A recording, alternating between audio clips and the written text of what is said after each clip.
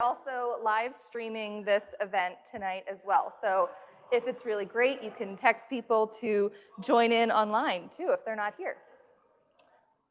So good evening, everyone, and thank you so much for joining us. I'm Liz Hobson, the Idaho State Museum Administrator.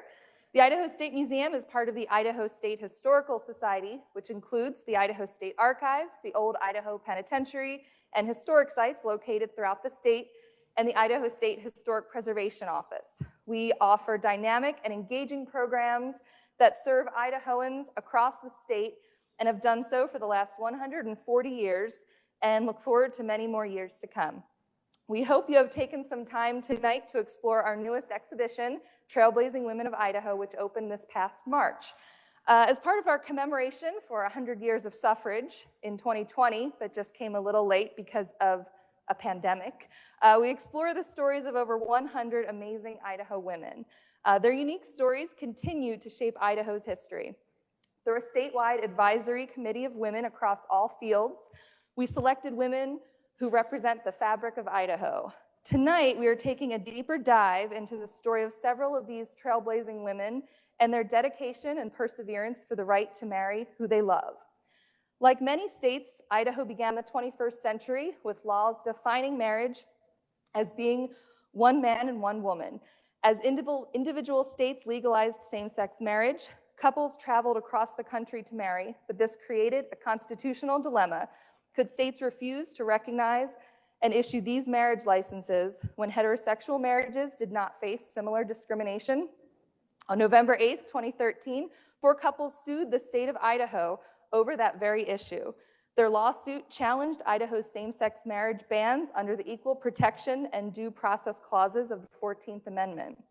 On October 7th, 2014, the Ninth Circuit Court of Appeals ruled that Idaho's ban on same-sex marriage was unconstitutional. The U.S. Supreme Court acknowledged the Circuit Court's ruling, and on October 15th, 2014, Idahoans won the right to marriage equality.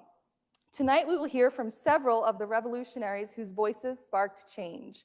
And moderating this panel tonight, we have Dr. Bob Reinhardt. He is an associate professor of history at Boise State University, where he works in the fields of U.S. history, public history, environmental history, the history of public health, and the history of the American West. His published work includes The End of a Global Pox, America and the Eradication of Smallpox in the Cold War Era, and Struggle on the North Santiam, Power and Community on the Margins of the American West. His current research project is the Atlas of Drowned Towns, a public history project that aims to recover and preserve the histories of communities displaced by the construction of big dams in the American West.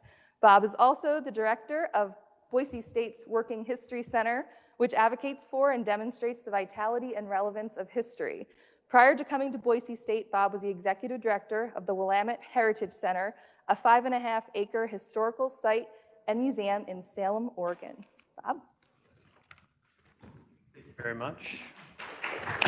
Thank you. And Liz is too nice to say this, but as a professor, I have no problem reminding you all to please silence your cell phones before tonight's presentation. So if you could turn those off, that would be great for our panelists. It's a real honor to be here tonight, serving a very small role in moderating what promises to be a fascinating conversation about something that's not just interesting, but important, not just in Idaho's history, but the history of the country. And I think there are, when we're thinking about this history, there are 2 common perceptions about the history of this particular topic tonight and of LGBTQ rights more generally. One of those perspectives is, for the younger folks in the crowd, maybe it can seem like things have always been this way, that people have always been able to marry the person that they love, or at least that right was always inevitably going to happen.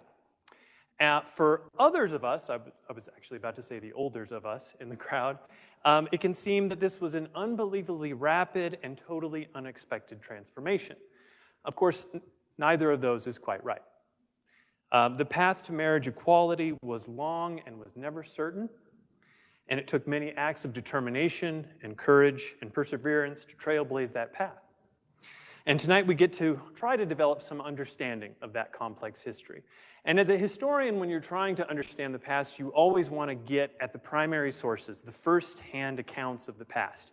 And tonight we're lucky that we not only have eyewitnesses to the past, we have the people that made history here with us tonight.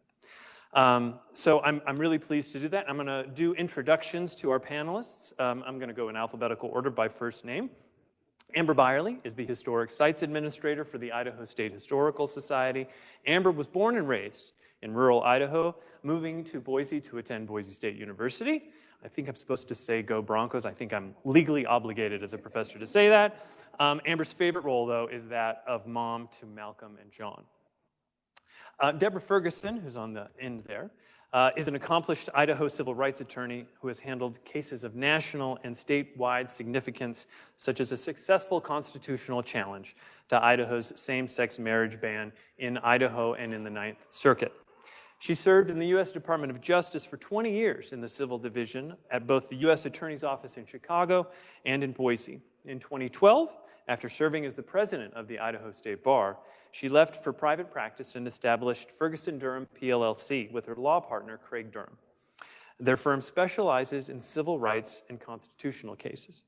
Deborah and Craig Durham are currently handling an expedited case before the Idaho Supreme Court challenging the constitutionality of a new law that greatly restricts the right of Idaho citizens to use the initiative or referendum to make or repeal a law. Rachel Beierle is a native Idaho farm kid, an Army combat veteran, and a mom of 2 amazing kids. Currently, Rachel is the home inspector and plans reviewer for Safe Built, and in her free time, she and her kids spend the weekends at the family cabin near Garden Valley playing on the river. Rachel loves playing the guitar, snowboarding, canoeing, kayaking, and soaking in everything beautiful that Idaho has to share. And Stevie Campbell is a 5th grade teacher at Marsing Elementary School in Marsing, Idaho. Stevie earned her bachelor's degree in elementary education from Northwest Nazarene University. Stevie and her husband, Zach, have 2 sons, Gunnar and Bowen, and enjoy hunting and camping in Idaho's backcountry. Could we give them a warm round of applause and welcome for being here tonight?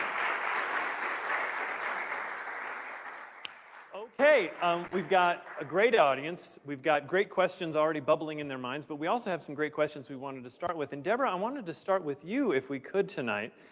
Can you share a bit of background regarding Latta v. Otter and why you decided to bring it forward? Well, the case actually began when I was asked by one of the plaintiffs, and that would be Andrea Altmeyer, to consider bringing it. And she really caught me off guard with the suggestion. And, she said, I just think this would be great. Don't you do all those federal cases? She knew I had recently left the U.S. Department of Justice, and I had practiced in the civil division. So, I was intrigued by the suggestion because it came, and what prompted her was the Supreme Court in the Windsor decision had just ruled that month, and that was the federal government was forced to recognize the couples that were married in states that did allow same-sex marriage.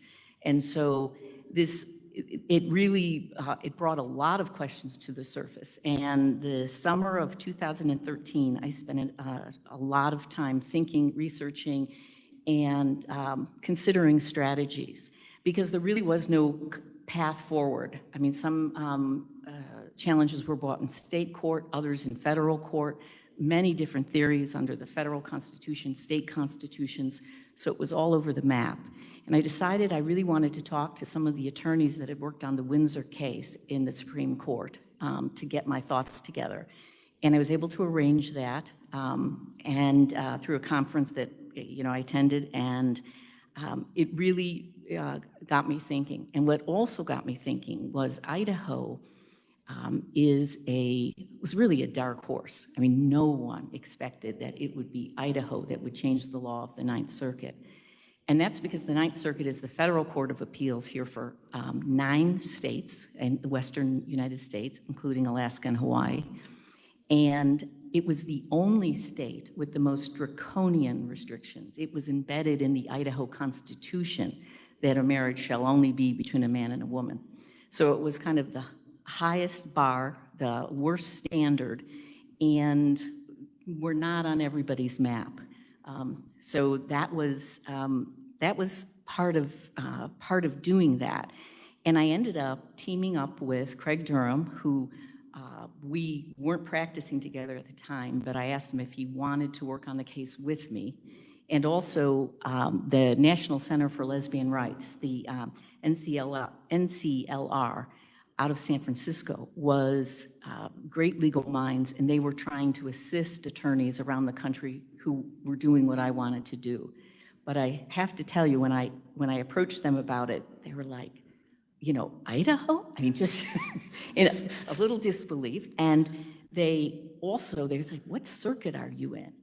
I said, I'm in the Ninth Circuit. And they were like, whoa, the Ninth Circuit. So that, and it ended up being a marvelous partnership that Craig and I always were lead counsel, but they definitely had our backs with keeping a focus on the national picture and helping us learn from what was happening in real time.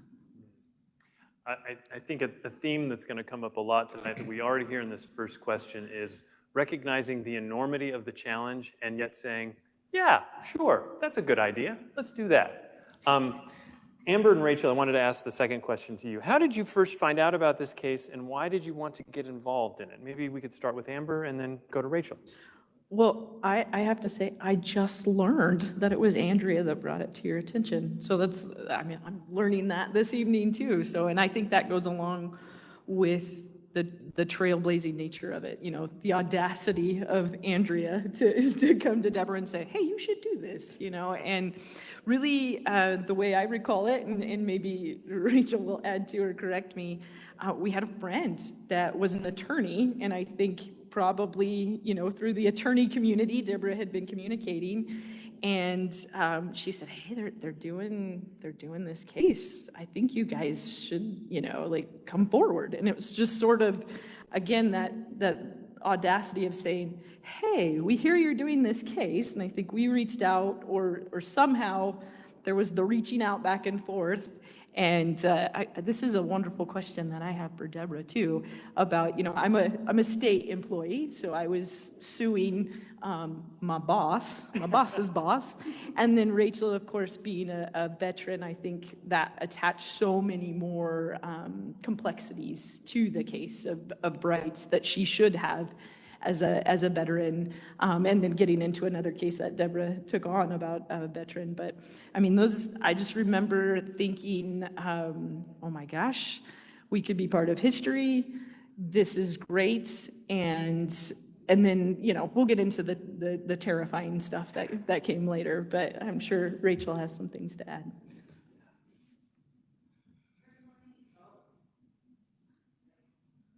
Check. 1, 2. So personally, I remember walking into Deborah and Craig's office and sitting down. Amber had contacted me and said, hey, let's go, we're gonna go meet with these attorneys and see what happens. And once Deborah sort of presented that case to us, I was like, not gonna happen. Not gonna happen.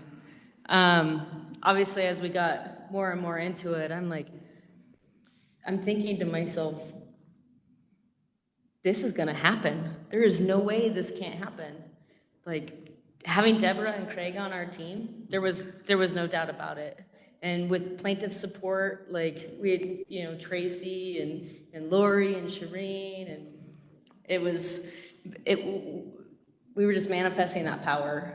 There was no reason why it couldn't happen, and she literally had facts on her side. So I remember just stepping into it, going, "This is Idaho." As a farm kid, and, you know, conservative country, raised in conservative country, I just thought it was kind of not possible. Yeah. So that's how I started. Well, this actually, now that I think about this next question, it can sound a little mean or not nice. Deborah, how did you choose the plaintiffs? Which is not to say, why in the world would you choose these two people? You're not little saying, bit, what was I thinking? But you know, Valid. more seriously, what was it that you saw? What were you looking for? What did you find? Well, you know, clearly Andrea and Sheila are in since they approached me about the very idea of it. And I asked them to think long and hard about who they'd recommend. And I started interviewing people. And then I had people also that were referred to me. I interviewed from other sources. I had a very clear strategy in that I wanted I wanted 4 couples. I wanted 2 couples that had already married out of state and wanted their marriages recognized in the state of Idaho. And the reason I wanted 2 was, God forbid, if anything happened to one couple, or they left the state, dropped out, or weren't participating, then we would no longer have standing on that claim. So I wanted to make sure we had the redundancy of 2 couples similarly situated.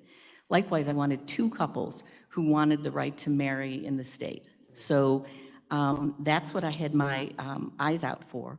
You know, there were some people I interviewed. I was also looking for a sense of stability and resilience in them. I was hoping, I needed people with grit that would be well, that could work well together as a team and that I could depend on, who would, listen to our instructions about what we're doing, why we're doing it. And because I was watching the news and there were some plaintiffs in other states that were a little out of control, and it was hard on the attorneys. So I have to say, I was complimented many times that I had the best plaintiffs in the country. Yes. So that was awesome. But there were people I interviewed who, were just really afraid of it. They were afraid of the publicity. They were afraid for their safety, the safety of their children, their professional stature and careers, and they just couldn't risk it. So I think that they were very supportive of it, but they slept on it and couldn't go forward. It took much longer to select the right plaintiffs than I had anticipated. I wanted to get the case filed in early October. We didn't file until November, but I just felt like this is important. I need to really do this with great care. And I have been asked, so why no men? And that was also just a strategic decision. I was worried about having male clients sometimes in the climate of Idaho, and worried about their safety. And I thought I really wouldn't be able to sleep at night if they were in harm's way. And it just seemed like a higher risk to me. And I also thought, if I'm able to achieve this, it will be for every man as well. I mean, so they're not in any way disfavored by that. But that was, my thinking and behind that selection. So, Rachel, did you know right away when you met with Deborah, like, yes, I'm absolutely going to go for this? Or she was talking about having to sleep on it for a little while. So I did know right away. Yeah. I didn't, even though I had the thought in the back of my mind that we perhaps didn't have a shot in the dark. I'm going to go back to my Army veteran days. I spent 18 months in a war zone and in a humanitarian crisis.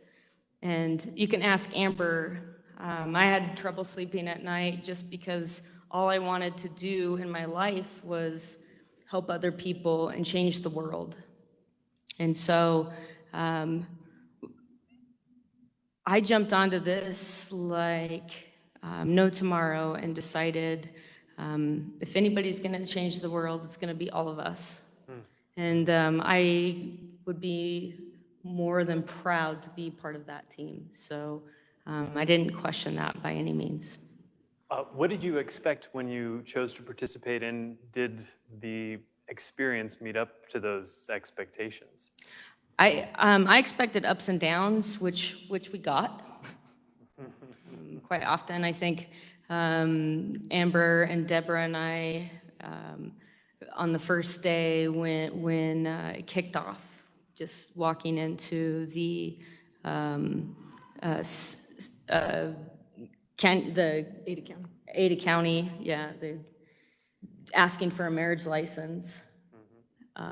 It was Amber and I side by side, and I remember the gal at the front looked at us both and said no, and I remember Deborah standing about 4 feet behind us, and I looked at her, and she was like my rock. I knew from there that's what she needed to hear. That's all she wanted to hear to kick this off. And she was like my cozy, sleepy blankie, like my baby blankie. So it was, you kind of, as like going through life, you get a lot of accepting people, you get a lot of not accepting people, and right then, that very moment, I had them both. I had Deborah as my cozy blankie, and then I had the clerk that said, nope, I'm not handing you this application. And for some reason, that's when I knew, right at that second, I grew a little more strong. And I was like, let's do this. And what the clerk actually said, if you recall, was, and we needed to go through this formality, and I had to have my clients, it's very painful, they felt humiliated by this, but ask for a license and be rejected because it was kind of a legal requirement. And the clerk looked, and she was like stunned that, that you had 2 female couples asking for a marriage license. And she shook her head and she went, contrary to code, contrary to code. That's the most clerk thing to say. That was like our mantra. And so that's what gave us our strength. Yes, and I said, I think we should do T-shirts like that. Oh, yes, absolutely. Right. She was not expecting it by any means. I don't think she was their strongest clerk.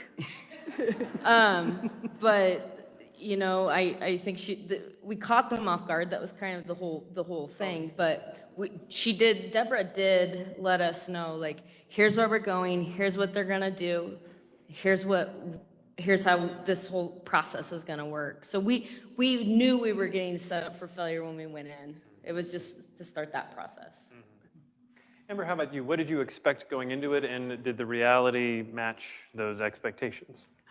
I think that, like, I definitely was far more naive, and looking back with perspective, going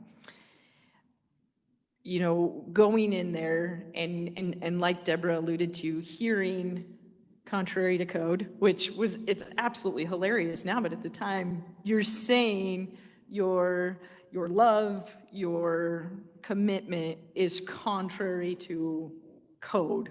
Okay. It's just, there was a moment of just like, this sucks, this hurts, and I think for as much as we were absolutely prepared, and I think that was the amazing part of what Deborah and Craig did, was each step along the way, there was a lot of like us standing in front of buildings and then going, what does that mean? Later, because we didn't know exactly what was the next step and what a rejection meant and what all these things meant. So there was this belief that I had that I'm glad I had it, just that I knew that for me, again, as I alluded to, suing my boss and having those conversations, because another thing Deborah said, okay, you can't tell anybody until like the day before. And so I am like going, oh man. I mean, I have an executive director who's wonderful and still our executive director who kept saying, no above the fold stories, and it's, we literally were an above the fold story the next day, and it was like a rare day off that my executive director took. And I finally, Deborah's like, okay, you can tell people it's coming out. And so I call and I said, so Jan, and I'm like, what are you doing? I'm hiking Table Rock, Amber, what are you doing? And said, so tomorrow you're going to see a headline that I'm suing the state of Idaho. Honestly, the briefest of pauses, because Janet's a very intelligent woman, and then the next words out of her mouth were, whatever you need, we'll support you.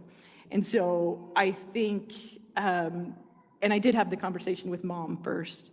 So between my mom going, oh, okay, you know, and I think that was the experience we got. People were surprised, people were shocked, but also like, well, if anybody can weather this, you can, and letting, so getting back to that kind of naive, like, hey, my track record speaks for itself. I'm a professional, I'm a good person, and I just really felt, and then meeting everybody else and seeing like, oh my gosh, they're moms. They've already got what we wanted and what we were trying to build towards, and I just went with that. So it was all heart, I think, at that point.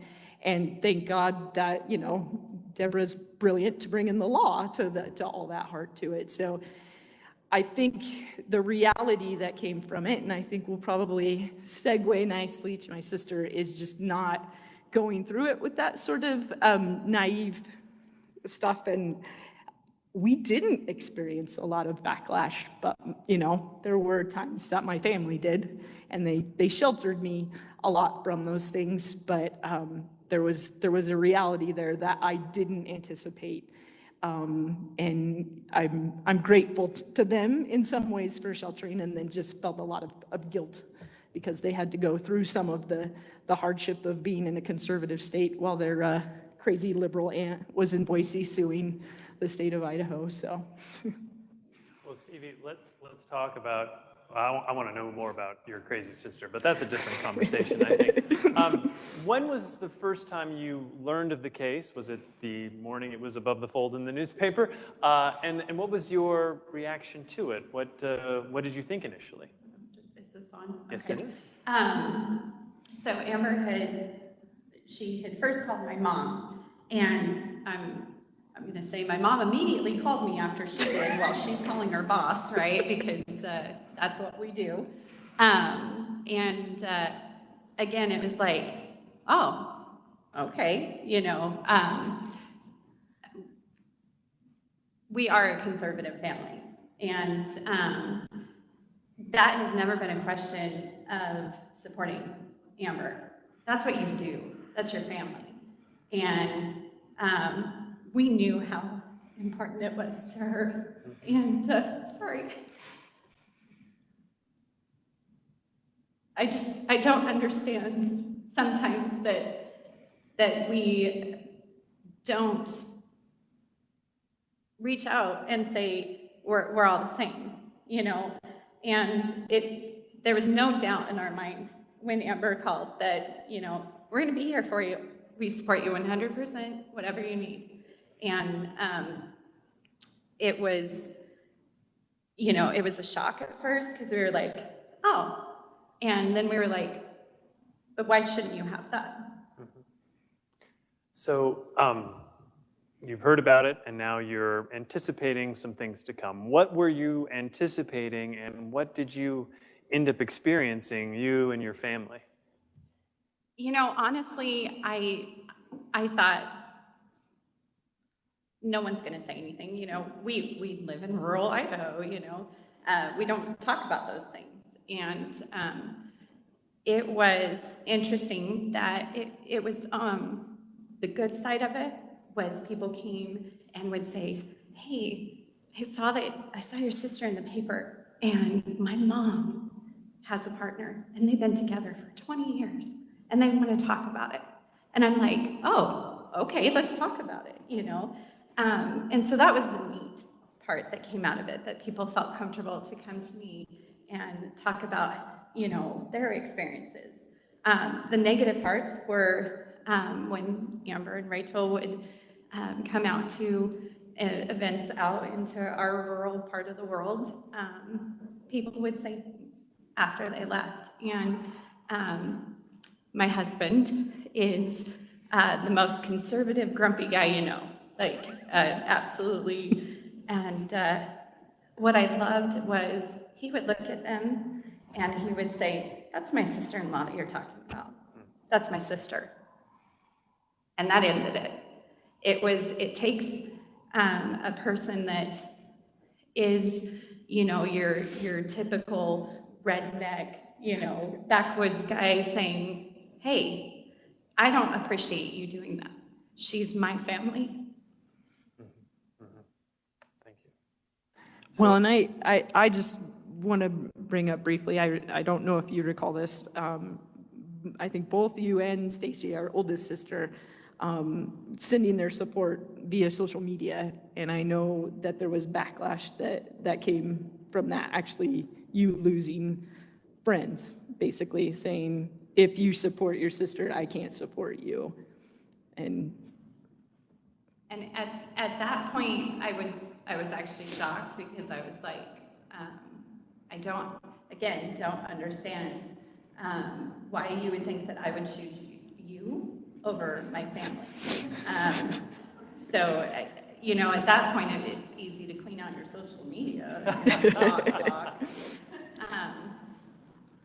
And it was funny that my two boys, they, weren't very old, but I mean, Amber did say, may I sit down with your boys and talk to them about this? And I was like, oh, sure, And both of them were like,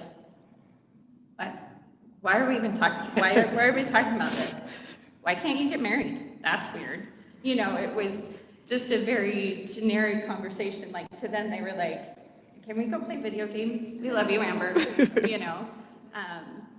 But I guess it was just, it would come in waves, and it would be a shock when someone would say something derogatory about Amber or Rachel, and I would be like, why? I guess that's the biggest question is, first of all, you're not involved in anybody else's marriage. Why do you have to be involved in theirs? And why is it not okay for them? And I guess we started asking people that. Why are you so against two people who love each other, who eventually had kids, or, the other plaintiffs who did have kids? Why is it okay for you to say that if something happens to one of them, that they don't deserve to have the children that they've raised? That they don't deserve to have a say in what happens to their partner? If somebody said that, to me about my husband, I think I would be devastated, I'm so sorry. It's just not right.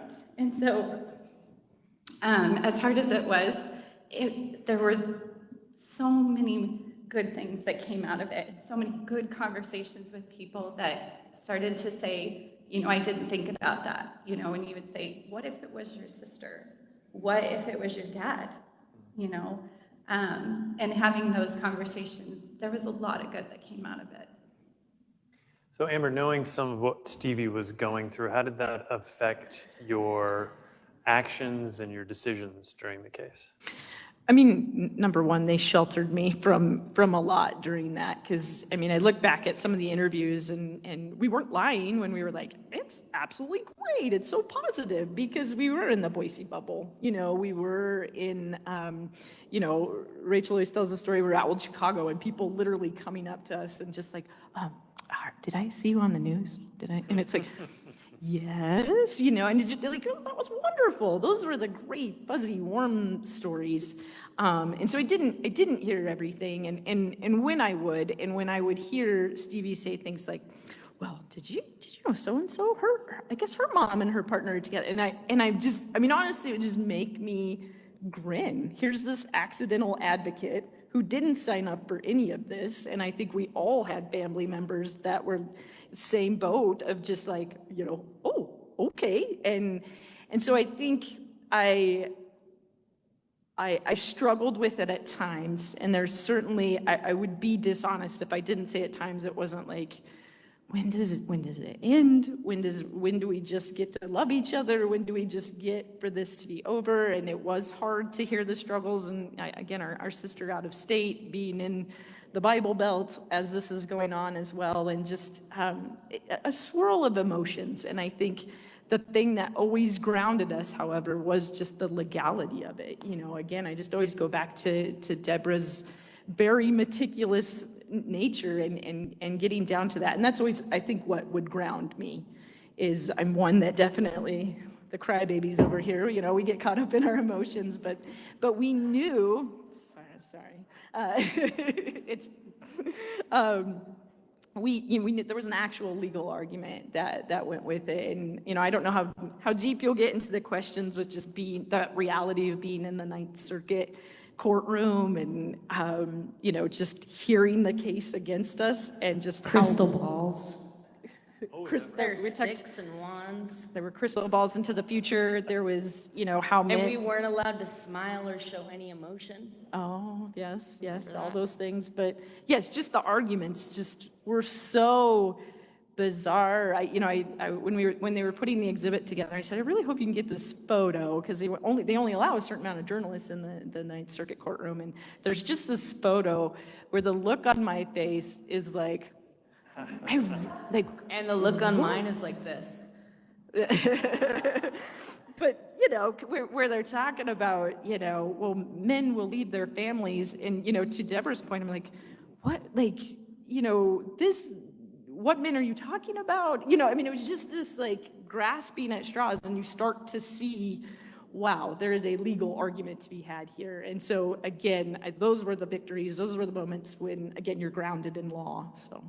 I want to get to that in just a bit here, but I also wanted to ask Rachel about some of your experience. I was wondering if you could talk maybe about some of the positive things that happened, some of the negative things that happened during the case as it was ongoing.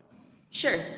So I remember waking up the morning that the Idaho Statesman came out. I think it was, I went to the gas station and I walked in. I bought myself a sugar-free Red Bull and some gas. And right there on the newspaper stand, it's Amber and I, front page, this big. I remember people walking in and just staring. And that lasted for weeks. And Amber had mentioned earlier, we would go out to dinner or just anywhere we would be. I'd have people, clients come in for work, and they'd be like, how do I know you? Even to this day, I still get people go, I know you from somewhere. And I assure them they don't, but I remember most importantly and vividly, I received a call from my estranged father and my stepmother in Outer Banks, North Carolina. And I was walking out, I believe, to this parking lot right across the street. And, it's on CNN and NBC and all of these major nationwide and worldwide news outlets. And I picked up not knowing what I was going to hear. And I got, we're so proud of you. We're so proud of you. But we don't agree with it. And so it's kind of like that, kind of knocks you back down. We're proud of you for standing up for what you believe. We don't believe in it. That's kind of just an open and it doesn't mean anything to me. I remember I just said, well, I gotta go. I'll call you later. I'm super busy. Paparazzi. I got to go talk to Anderson Cooper. I'll get right back to you. Sorry. I remember going to our first Christmas party with my family as well, and my uncle in-law was there, and we were, at the buffet getting our food, and he looks at Amber, and she's right next to me, and he looks at her and he goes, how you work for the state? But I had an aunt that worked for the state as well, and he's like, you're gonna get her fired. And Amber's like, what? I work for the state too. And he's like, well, you're gonna get fired. And he knew at that time, we were trying to have a child, our first child, and he's like, and you can't bring a child into that. you can't bring a child into this gay marriage stuff. They can't have two moms. And I hadn't gone to a Christmas party since he's recently passed, so now I can go. But it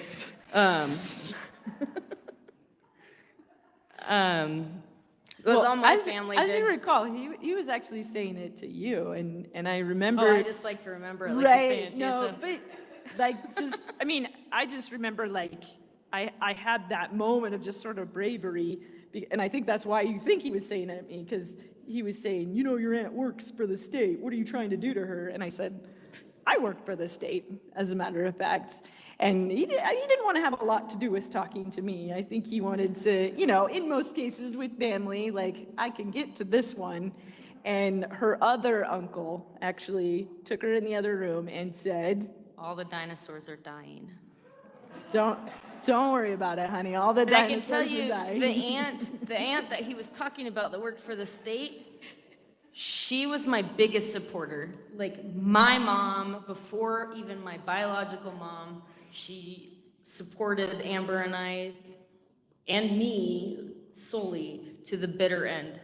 Like if she would have been there, she would have probably, you know, gave him the bird and but she had been sick at the time, so he was that sole person in the family. My mom has 8 brothers and sisters. Every single one of them have been absolutely supportive. It was the one uncle that was married to the aunt. That was not my blood. It goes to speak to how emboldened he was to do that, to sort of single us out in that way. And family is beautiful and loving and supportive, but you know, it really was sort of like, ignore him, you know, like, let's take you in the other room and embrace you, sort of thing. And that's Idaho right This there. is the buffet table at a right. family Christmas dinner, so And- everybody could hear. He wasn't trying to hide it. Right. And so I think that there is that just understanding that we know what state we're in. And I've said it before and I'll say it again. You get so many people, and I'm sure this is what my sister heard too, you know, well, they don't like it. Why don't they just go to Oregon? Why don't they just go to New York? I'm not from New York. I'm not from Oregon. I learned how to swim in a canal, dang it. I'm from Idaho, you know? Like, if I don't love it, I'm gonna change it. And I think just keep going back to, you know, having a Deborah, having an Andrea, having these audacious women that just say, well, why can't we try this? Why can't we do this? And if they're gonna take those opportunities and chances, why can't I? So. Deborah, I wonder if you could maybe walk us through some of the case and some of the unexpected challenges that you had to face. How did the lawsuit and reactions to it evolve? And how did your own feelings about the situation evolve? Well, there were many legal aspects about it that were unique to Idaho compared to the other challenges being brought around the country. One was, we're in federal court, and we were asked as to whether we would consent to Judge Candy Dale as the magistrate judge to preside over the case in a district court capacity and consent to her jurisdiction. And I said, absolutely. You know, she's a wonderful judge. She's extremely well prepared and smart and competent. And I thought, you know, that would be terrific. It was the only case in the country in which a federal magistrate judge served as a district court judge. And in our magistrate judges in Idaho, in the federal courts, there's a tremendous amount of respect for them. We have the smallest federal judiciary in the country. We only have 2 Article III judges that serve a lifetime tenure and another 2 magistrates. So if you're in a place like Chicago and there are like 25 magistrate judges, it might be different, but we already really put our magistrate judges on par. So that was something that was a bit different. it was also different in that the Attorney General's office was going to be defending the state. Many Attorney General's offices throughout the country totally stood and refused and said, I think it is unconstitutional, I'm not going to do it. Not so in Idaho. The Attorney General, defended it zealously, but in addition to that, Governor Otter at the time, I guess concerned that maybe that wouldn't be enough, hired his own team of lawyers to defend alongside them. So we were outnumbered about 3-1 in terms of being lawyered up in the sides. But the greatest challenge, if I could think back to one particular moment, it was, and there's nothing else that compares. So we had won in district court, and that was, a sense of enormous elation. We went on to the Ninth Circuit. We argued the case. I argued in San Francisco. We won before the Ninth Circuit. And the importance of that is for all of the states under the umbrella of the Ninth Circuit, California already had marriage equality, as did Washington and Oregon, but the other states did not. Nevada was in a state of flux with sort of a right of like domestic partnership, but Alaska had nothing, Montana had nothing, we had nothing, Arizona had nothing. And when we won in the Ninth Circuit, we didn't win just for Idaho, but we won for the Ninth Circuit. So it changed the lives of the 21 million people living in those other states, as well as our 2 million here. After that win, you wait till the Ninth Circuit issues a mandate, and the mandate makes the appeal, the decision final. We got the mandate. I told all my plaintiffs, okay, it's real now. The decision's final. You're going to the courthouse in the morning. Like, let's figure out our game plan. So we decide how we're going to work that. And in the middle of the night, a little past midnight, the governor and the Attorney General's office filed an emergency motion with the U.S. Supreme Court for an emergency stay to stop the implementation of the law. And I had heard the motion was filed, but thought they're not going to do anything with this. We should be fine. We should be fine. So we got to the courthouse. It was very celebratory. Balloons, live music, cakes on tables spread out, flowers all over the place, hundreds of people there, and they were they asked the plaintiffs and I to come to the very front of the line to get the first licenses.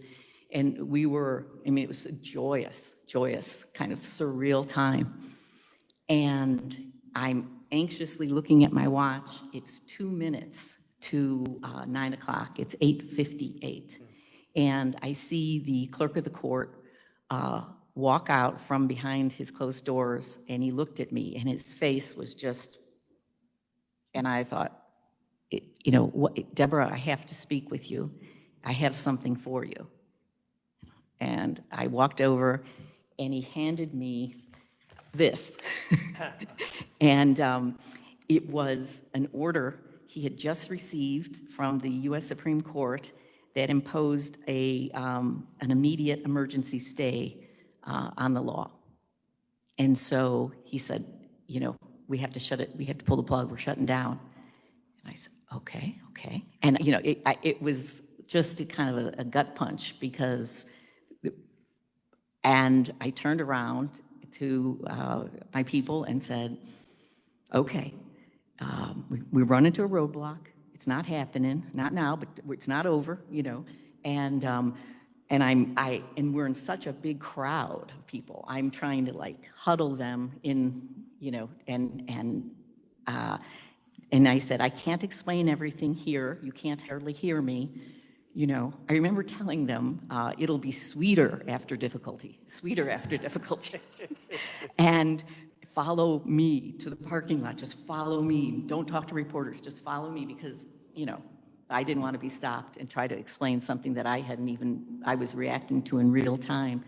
There were a lot of reporters, and our picture in that huddle with some of my clients crying was above the fold on the New York Times the next morning. And so we got back to the parking lot, and I said, okay, we're all going out for breakfast, and we're going to talk about this, and then I'm going to work because the Supreme Court has ordered me to file a response within 24 hours. So, so I'm really, and the reason this copy that the clerk gave me is so wrinkled is I got into my car and I did this, and I just was like, okay, all right, I suppose I should keep it and read it again when I get back to the office. But that's the, the emergency stay was imposed. We filed within 24 hours. There was emergency briefing, and the stay then was lifted. And we did a complete do-over the next 7 days later, and had a new order that had already been Supreme Court proofed, and we were good to go. Well, I have a few more questions that I'm looking forward to asking and hearing answers from, but we also have note cards out there, and I'd encourage you, if you have any questions for the audience, to write down your questions on the note card. We got pencils and note cards out there, so if you've got questions you want to ask them, please write those down. Got a few more questions here. Stevie, I wondered if I could turn to you again. Sure. We already talked about how you weren't obviously directly involved in the case, although surely you experienced ripple effects from your sister's involvement. And I wondered if you could talk about some of the ways that this affected you. You did that a little bit already, but I wonder if you had any more about that you wanted to share, or perhaps also who you looked to provide support. With whom did you connect to share your experiences as you were going through this? At first we were very, very private about it. We would, my mom and I especially would have endless conversations about what was going on. And I remember the day that you first went to the courthouse after, and I remember my mom was telling me, oh, it's crazy down here. There's cake, there's balloons, she's texting me. I love that she led with cake. She did, because cake is good. I remember she's texting me, and then she texted me and said, it's not going to happen. And I was like, what's going on? I remember her saying, I'm not exactly sure. I need to talk to Amber a little bit more. And I said, oh, okay. And, honestly, part of what we talked about was a fear about how Amber and Rachel would be treated by people. We were even afraid of them going to the courthouse that day. Knowing that some people have a full-on hatred of what was going on.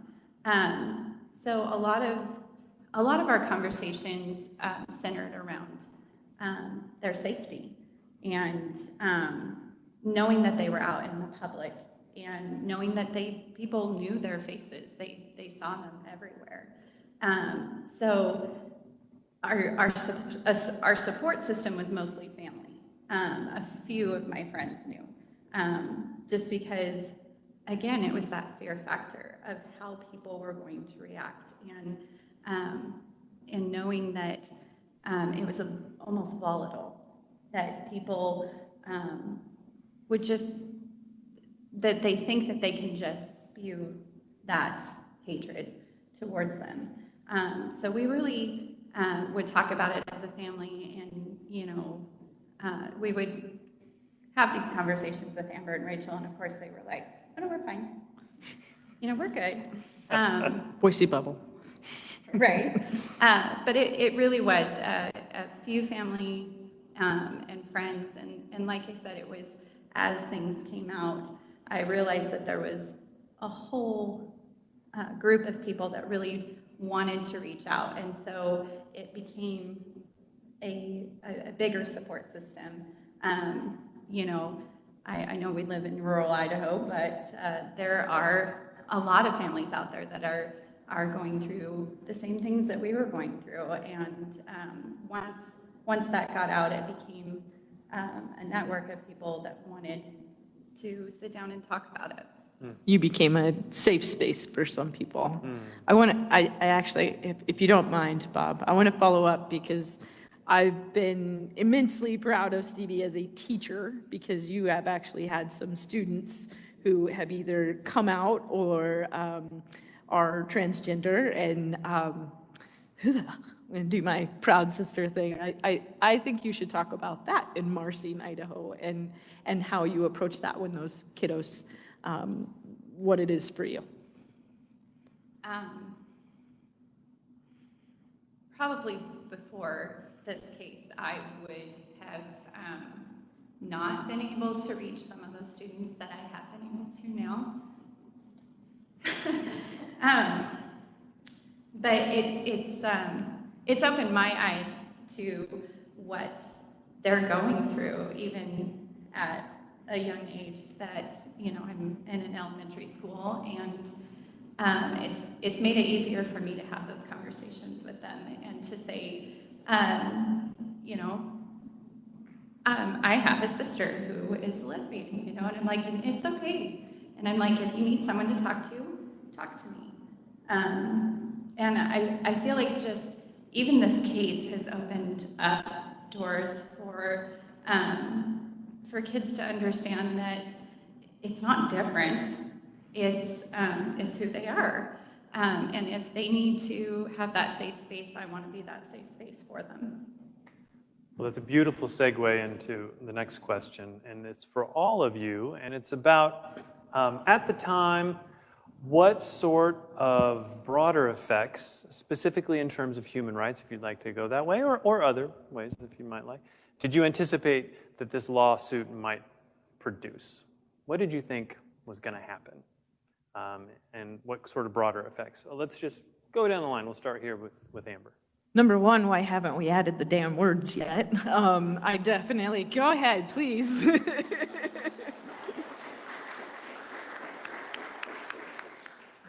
That I will say, having the momentum from the case and being 2021 and it not happening yet is dumbfounding. And with the state of where we are at now, it seems even more of a conundrum. That, and I would say just watching the ability of the transgender community to be a part of this discussion and the complexities that come with that. And I think, you know, just piggybacking on what Stevie said, I had an employee that came to me shortly, and this was after the case, and who was transitioning, and just that safe space that being a part of the case provided, and I, you know, just wanting to see that next level of the rights of our transgender brothers and sisters, and being a part of the discussion, part of recognition. So those are the two big ones for me that I'm disappointed that we're not farther along, and I would see those as being the next steps in the process. Stevie, what about you? At the time, what did you anticipate this might have these big effects, or maybe reflect, as Amber did, on what you're seeing now, or where things might be going, where you hope things might be going? I really think that this case pushed, especially Idaho, to think in broader terms. You know, things are changing, and we have to have those discussions. And I feel like even in our communities that we're seeing that people are talking about it more, and they may not be accepting, but I think that they're starting to hear. And I think that's what's important, is just getting that message out. And this case has allowed that to happen, that people are hearing and seeing these plaintiffs as people. They're not gay, they're not lesbian, you know, that's a label, and they're starting to see them as people instead of as a plaintiff, you know. Rachel, how about you? So I think in broader terms, I thought that when people would say, why do I know you? I could tell them, and I've been extremely open, oh, it's because of this, because I don't know you. And I'm going to say 99% of them have been right. And then they'll ask me questions, and it's like this continuing thing. I could even say, Google the case. It's opened eyes. So they get to know me a little bit. They know who I am as a person. I'm not some weirdo, activist, like throwing stuff in people's faces. I'm just living my life. I have my 2 kids. I'm just a normal person. And I think that has helped ease people that wouldn't otherwise be eased into it. They have that saying where, well, everybody knows someone gay, and you're like, well, I don't, and they're like, well, that's because they don't want to tell you. So if you say you don't know anybody that's gay, it's because they don't feel comfortable telling you, because you do. So my hope is everybody knows somebody that's gay. My second hope is that these transgender rights, where people just not living to a standard or a title of any sexual concept, to just start being accepted.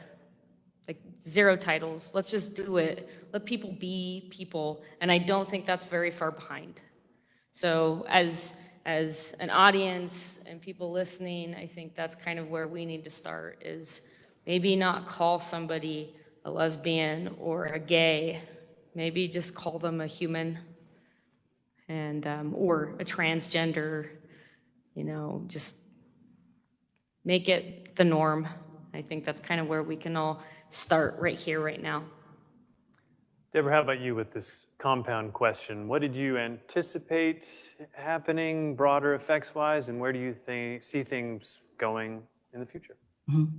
Well, as I've already said, I mean, Idaho was a hard row to hoe. I mean, very fought zealously against changing the law and striking down that provision in the Idaho State Constitution. I certainly had my eye on the bigger national picture throughout, and what would happen then after the Ninth Circuit victory, and whether this would be the law of the land, and looking at what the Supreme Court would do next. There had been talk at the time that they might take the Latta case, up. The Ninth Circuit might, or the Supreme Court might, from the Ninth Circuit. The case they ended up choosing was from the Sixth Circuit Court of Appeals.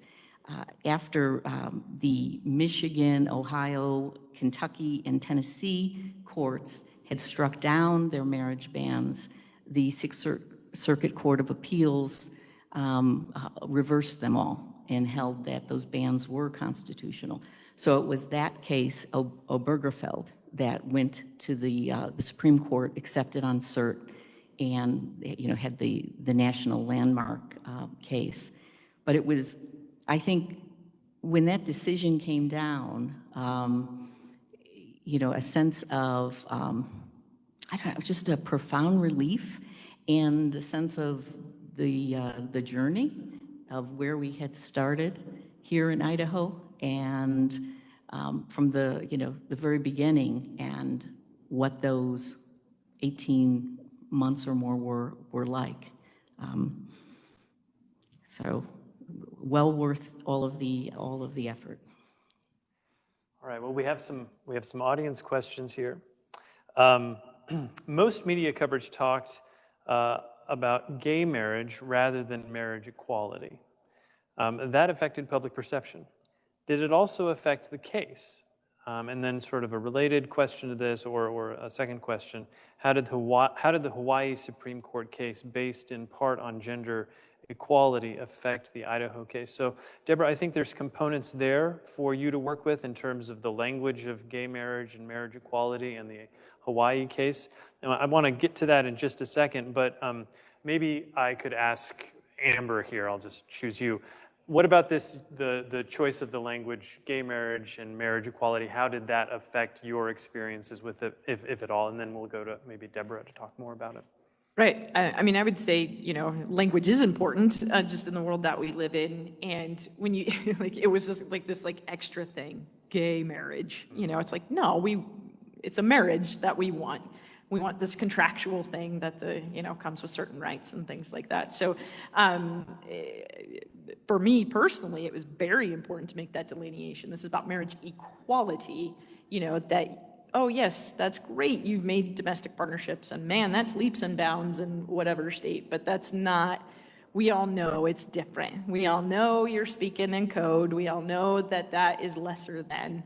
And it was, it's no different than other legal means that have been used to suppress people over time, to say, well, what, you've got your own thing over here. Why can't you just be happy? I had at one point a coworker that said that, well, why can't you just be happy with, if you called it, if they just called it this, would you be happy with that?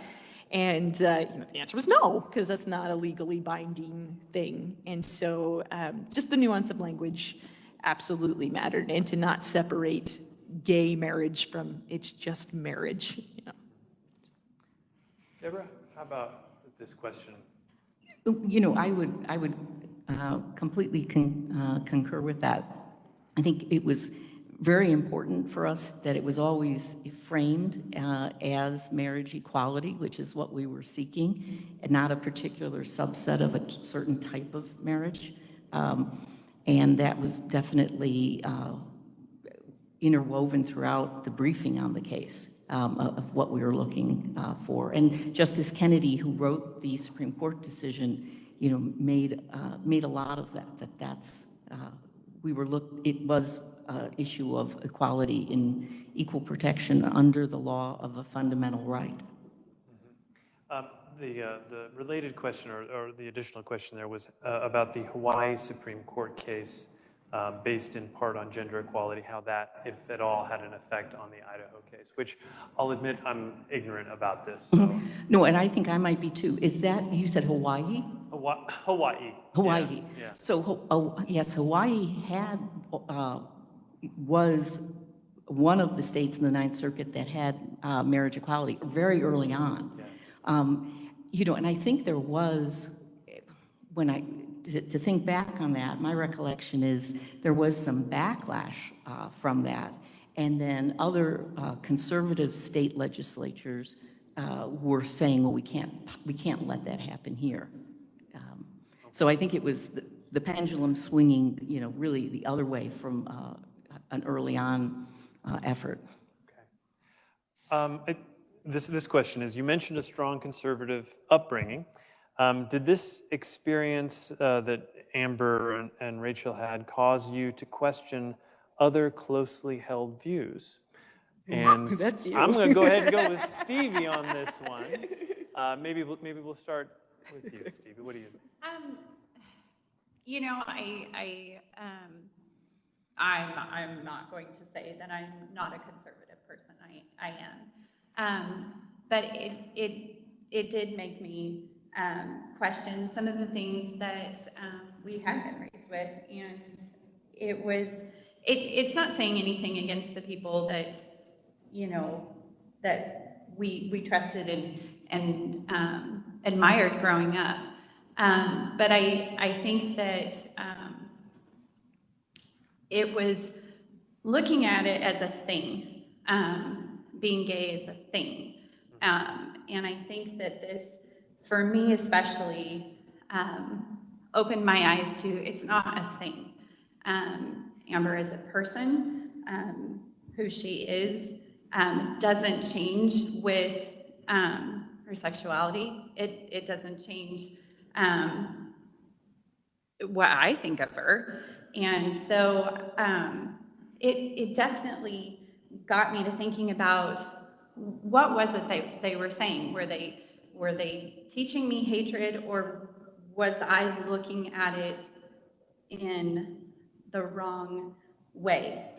And, you know, I still cling to my conservative side, but I definitely approach it with more questions.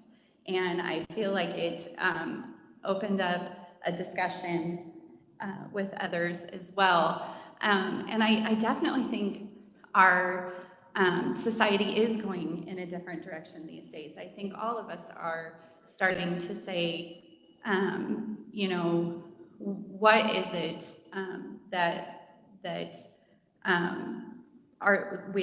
what are we looking at? Are we looking at the person, or are we looking at what our ideals are? So I definitely think that my views changed. And it wasn't just this case. It was probably when Amber first came out to our family. That probably was a bigger shock, I'm not gonna lie.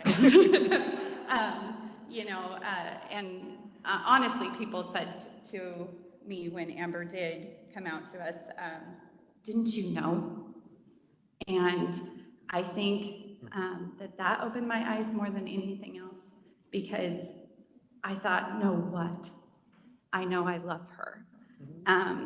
So these have opened all these doors to questioning what is it that you're trying to, with religion or politics or anything, what is it that you're trying to do? Are you trying to tear the person down, or are we trying to make things better?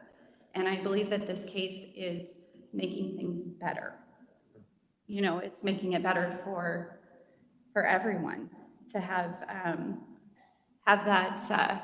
that family unit, and marriage is a big part of that, and everyone deserves that. And then big shocker. So I'm a registered Democrat, Stevie's a registered Republican, and our mom is a registered independent. Bam, that's how our family works. Mom keeps the peace. They always do, right? I think actually I'll direct this question to Rachel. In your experience, do you feel that this case and the increased awareness that it's had has had a positive effect on LGBTQ plus individuals or communities in rural Idaho? It's a yes/no question, so you can just say one word and then. In what ways? See the professor thing I did there? So we're gonna go back to Stevie's story about, you know, she teaches in like the Marcine Homedale area, and she's had students come to her in confidence that they believe, you know, they may be gay, bi, transgender, whatever it is they are, and they look to her for guidance. They may not be able to talk to their parents right that second because of conservative Idaho. I know I wasn't able to talk to my parents, just as, you know, Amber may have felt afraid to talk to her parents. You know, that was the 90s. It's a little different these days. I feel like everybody my age I meet says, oh, I got a 13-year-old daughter that's just gay as hell. You know, and you're kind of like, you're gay at 13? That's awesome. Okay, well, cool. She's got this. But this is, the whole point of this is that, yes, it's making an impact on even rural communities, because if you have children reaching out to their teachers, maybe asking for guidance or just support, or just to talk to someone in general, they're finding that comfort there, and I think that's extremely important. Well, and I think, Rachel, you're in Canyon County now, and you're representing. I can't believe sometimes, because I'm like, I'm from Caldwell. I can't believe you have a pride flag out or an equality flag out at her house. And so Rachel's repping the 2C. So. Oh, I get my groceries delivered, and all of them are gay. So I make friends all the time out there. All right, I have a last question here, and I'm going to read it verbatim. It's for everybody. Do you all get invited to like a lot of weddings? I wish. Yeah. Not so much. Not one. No. Oh, come on.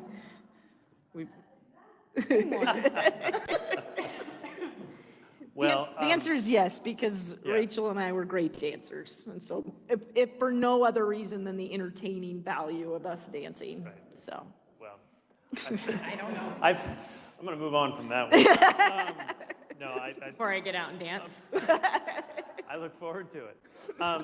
Well, this has been wonderful, and I think we have a little bit more time for people to talk with the panelists, if you'd be so generous as to share your time after this. Could we give them a nice, warm round of applause? Thank you very much to the panelists. Thanks to the ISHS staff for putting together this wonderful evening, and thank you all for coming tonight. Thank you again. Have a lovely evening. Thank you.